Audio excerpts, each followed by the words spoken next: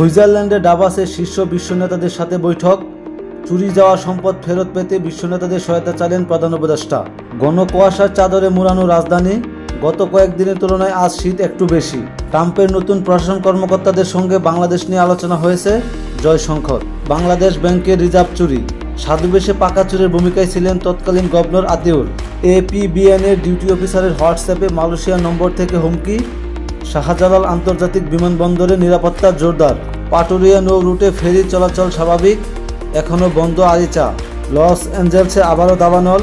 সরানো হলো 31,000 বাসিন্দা। ট্রাম্পের সঙ্গে ফোনালাপে যুক্তরাষ্ট্রে বিপুল বিনিয়োগের আগ্রহ সৌদি যুবরাজের। মার্চের মধ্যে ঢাকায় আসবেন ফিফা সভাপতি।